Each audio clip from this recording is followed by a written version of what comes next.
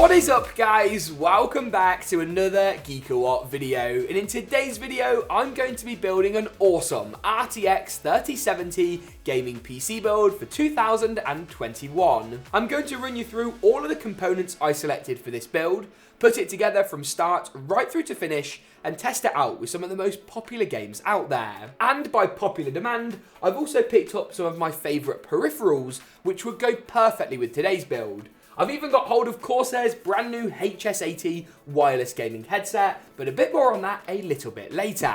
Let's go ahead and dive right into it though, after a quick ad from today's video sponsor, Asus Republic of Gamers, and their brand new AlphaSync component bundles. If you're watching from here in the UK, you can save some serious cash by buying multiple components together in one singular bundle. This bundle features 16 gigs of Corsair RAM, a B550 ROG Strix motherboard, a Ryzen 7 processor, and Asus's 750 watt power supply. As if that wasn't enough, you also get a Wi-Fi 6 card and 120mm AIO included. Check them out over at Ebuyer.com, exclusively linked in the description below. But let's do this and actually kick things off with the motherboard, processor, and the RAM. The motherboard choice then is Asus's ROG Strix B550F Gaming. Now, I absolutely love this board. It's got a black PCB, a neutral black aesthetic, and you can even read our full write-up of this motherboard on the website, linked in the description below. Not only that, you also get some higher-end features included in a more budget package.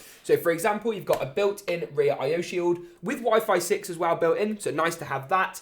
You've got some really nice VRM and chipset cooling. It's all passively cooled, so it's super quiet. And we've got USB-C on the rear panel for super fast transfer speeds and connection of next-gen devices. I'm going to be coupling it up with AMD's fantastic Ryzen 7 5800X. The 5800X is one of the best CPUs on the market right now, and it's not only going to be great for playing the latest AAA titles and making sure we don't bottleneck our Asus TUF GPU, but also for a bit of video editing or streaming if that's something you were interested in. For the RAM or the memory, I've got a 16GB kit of Corsair's Vengeance RGB Pro.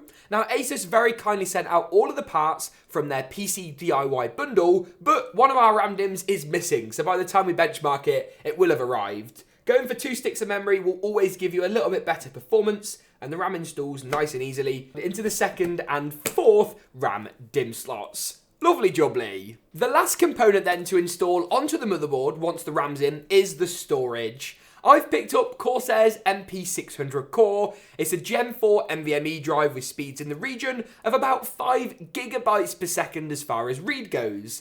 You can find our full review of not only this drive, but all SSDs we've covered on the website in the cards section now. It also comes with a built-in heatsink as well, and looks pretty stealthy in this grey. I think you can get the non-core version as well, which is slightly more money, and this is black, which might fit a little better with the colour scheme. Overall though, this is a great drive available in a range of capacities. Just go for the one that fits your budget and your storage requirements the best overall. That allows us to move it over into the case choice for this video, which is Corsair's iQ4000X. Now, this is the white case. I'm personally a huge fan of white chassis, but I know some of you in this build might prefer to go the black route and be a bit more stealthy. Either way, I'll link all the options in the description below, and you can compare latest pricing and availability there.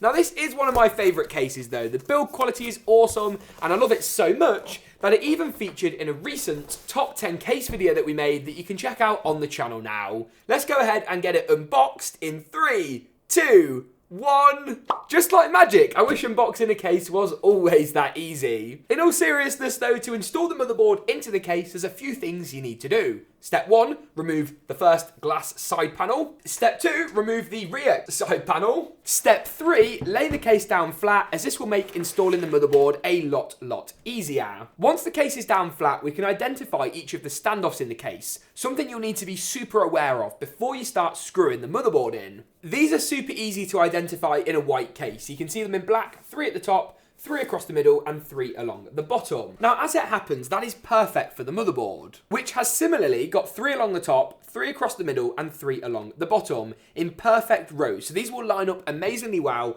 with the motherboard tray itself. Simply slide the motherboard into place nice and carefully, pop the rear I/O shield through the rear I/O, and then the motherboard will sit perfectly in place. While it does so, you can screw it down through each of those 9 screw hole locations, and this is much easier done when the case is flat, as opposed to standing upright right and gravity wants to make your motherboard fall over, because that is never fun. At this stage of the build, it's a good idea to move on to the CPU cooler. Now you could go for a higher end air cooler, or a more budget-oriented liquid cooler.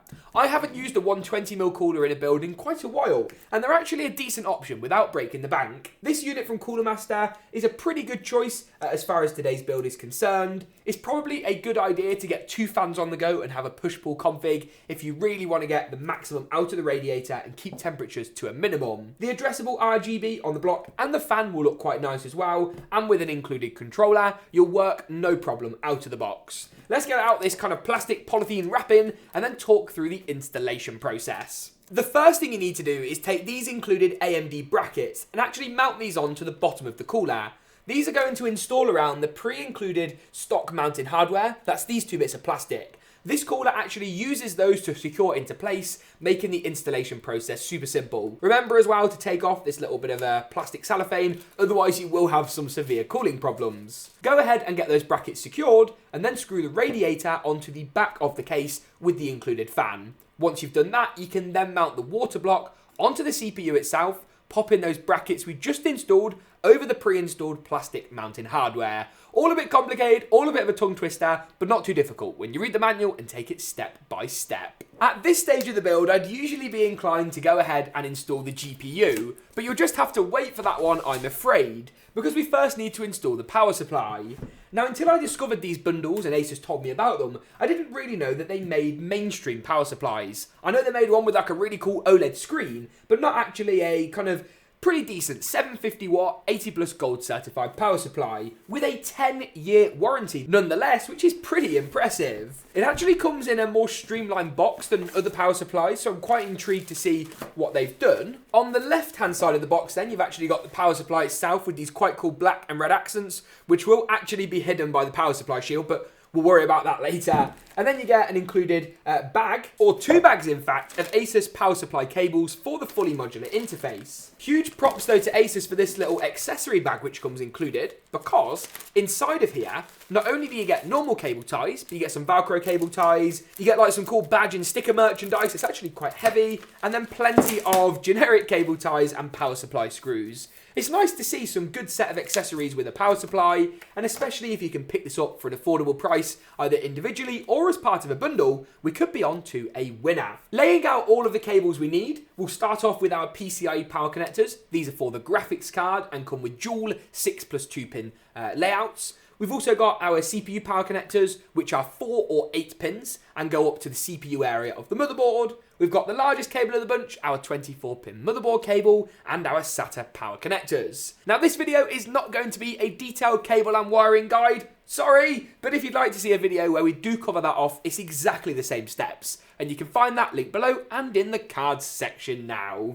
Let's go ahead though and install the power supply, get all the cables moving along nicely, and move on to the GPU. And with that in the bag, we can move on nicely to the GPU. Now, I know GPUs in 2021, wow, they're a bit tricky really, aren't they? This though is the Asus TUF Gaming RTX 3070. A fantastic card for gaming at 1440p and even a bit of 4K at the highest settings there are.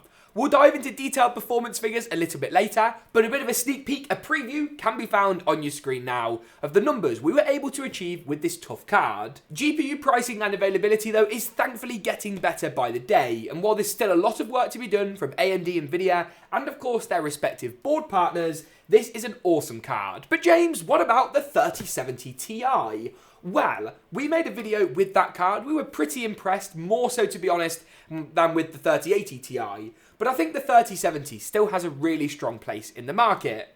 The 3070 Ti isn't a bad card, but you do pay a price premium for the extra performance. It's not a replacement for the 3070, it's instead intended to fill that void between 3070 and 3080. The TUF card though is a really nice design. It's one of the best value boards on the market, coming in at not far from MSRP pricing, while still giving you those factory overclock speeds and of course the performance boost out of the box with a decent bit of overclocking headroom. I'm a huge fanboy when it comes to the TUF GPUs, and for good reason. Would you just look at that GPU? Now we're going to install it into the top PCIe slot. We can do this by just removing the back two PCI lanes and then popping back the clip on the top PCI slot itself. You then want to go ahead and slide the GPU in a little something like this, apply a bit of pressure, power it up, screw it down, and that is basically it. There is, of course, one thing we need to do though before diving headfirst into the performance benchmarks,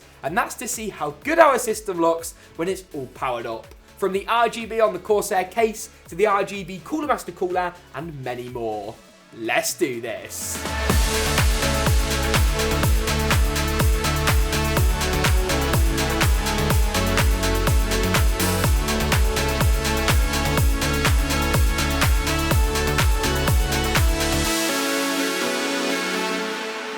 With the system now built up and sitting proudly behind me, I wanted to address one of the biggest questions I get here on the channel. James, what peripherals should I pair this build with? I've gone ahead and rounded up 3 of my favourite options that are a really great match for the hardware today. Mad Catz Mojo M1 gaming mouse, a Corsair K70 RGB 10 keyless mechanical gaming keyboard, and Corsair's brand new HS80 RGB wireless. This is one of the most exciting headsets actually I've got to look at recently. It doesn't have a ridiculously high price tag, but still sits at the premium end of the market. It's got this really cool adjustable headband as well that combines kind of a suspended Velcro design with a good degree of adjustability, with RGB, a built-in boom mic, and support for Dolby Atmos. I've actually been using these for the last week for both gaming and work purposes, and they have some really cool features. So the microphone is a really nice boom design that feels sturdy and nice and flexible. The ear cups are a little bit different to the material you'll often find, so they're not leatherette, they're instead of cloth, but they're super breathable. And the suspended headband design, which I can adjust to fit my quite large noggin, is also really comfortable. They do sort of squeeze your head a little bit to begin with, but with 7.1 surround sound, support for Dolby Atmos, and Corsair's latest design language, they're a really great choice. When coupled up with Corsair's very own K70 RGB 10 keyless keyboard, and some of the other iQOO compatible gear in today's build, you really are onto a winner. We've looked at the K70 TK out in more detail in lots of videos on the channel, with dedicated media controls that you'll find on the standard K70, mechanical key switches, a detachable USB-C cable that fits into the USB-C port on the rear, and most importantly for me, a 10 keyless design. It's got the arrow keys, which I love and hate to see gone, but it lacks the number pad, making it more compact and ideal for first-person shooters or people just not needing that extra productivity edge who'd prefer a more compact, clean setup. Finally then, the last of the peripherals is Mad Catz Mojo M1. This is an awesome, super lightweight gaming mouse with a really cool kind of texture pattern that I've been daily driving for maybe 3 months now. Mad Catz, of course, were a massive name back when they did their RAT designs, which are the customizable ones. This one's a lot more simple and a lot less customizable, but still great, especially for first-person shooters, where the lighter the mouse, the better. These 3 peripherals are all a really great bet for today's build, which leads us nicely into the benchmark section, where we can see just how well the system performs. I'll pop links to all these peripherals down in the description below. With that covered off, it's now time to take a look at just how well this system performs in some of my favourite titles. On your screen now is a summary, a snapshot view of all the different games we tested out and the frame rates we were able to achieve. I'll be taking a closer look title by title in a second, but if you'd like to see the full unedited gaming benchmark runs as ever, those will be on our benchmarking channel, linked in the card section now and in the description below. The first of our focus titles though is GTA 5. Here at 1440p high settings we achieved an impressive 130 frames per second on average, with 90 and 99th percentile results in the region of 122 and 114. It was a similarly positive story in Watch Dogs Legion, where at 1440p high, with Nvidia's DLSS enabled, we were able to get 100 frames per second on average, with 94 and 87 for the 90 and 99th percentile results. These numbers did drop down slightly to 73 FPS on average at 1440p high with ray tracing enabled, but once again DLSS here does help boost that frame rate up. Call of Duty's Black Ops Cold War is another great set of results. Here at 1440p high with DLSS enabled, we got 145 FPS. Now, some of you will be wondering why we test at high settings, and honestly, it just gives you that worst case scenario. Of course, if you tune the settings down, you'll get more frame rate, but at 145, we don't think you'll need to in COD Cold War. Apex Legends is next up, of course, one of the most popular titles around at the moment, and here at 1440p high, we got 145 FPS on average. All of our frame rates results were tested with both NVIDIA FrameView and MSI Afterburner's Riva Tuner running at the same time to make sure we've got no anomalous results, make sure all the frame rate reporting is as accurate as possible. Moving on to Valorant, and here at 1440p high, you won't need to worry about frame rate at all, because we got 414. That's more than enough frame rate to saturate even the most expensive 360Hz monitors,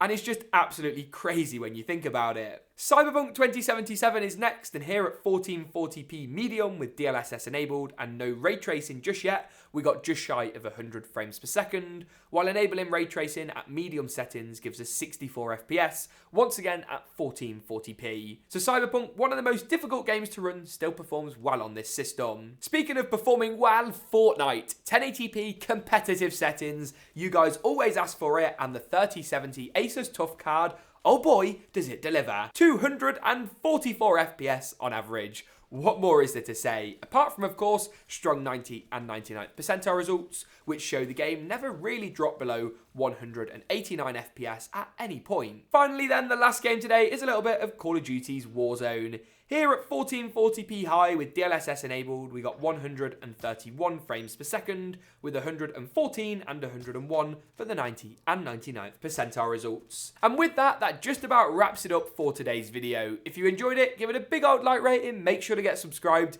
to see more from the whole GeekaWhat team. But as always, thanks for watching, and we'll see you in the next one.